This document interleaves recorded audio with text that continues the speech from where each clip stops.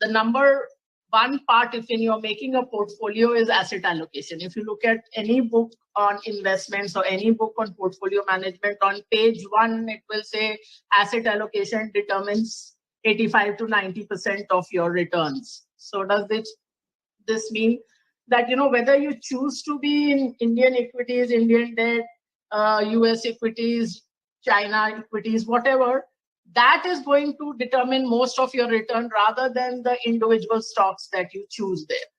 Whereas as investors, most of our mind space, all the time that we talk in parties, it's only about the individual stocks. We do not think of our investments as, where is my entire net worth, where is my entire investment, how is it allocated again along different sectors. If you look at 2019, for instance, let alone 2020, gold was the number one performing asset class.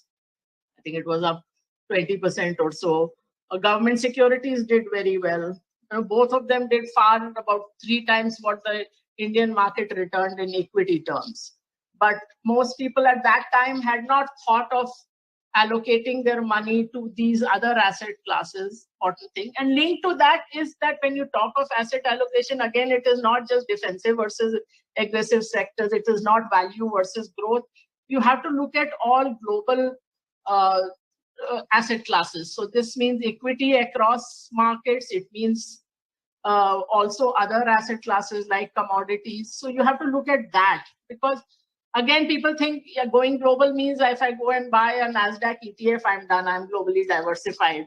So that is, you're still, instead of being in one market, you're in 2 markets, you're still only in equities. So that is not enough diversification.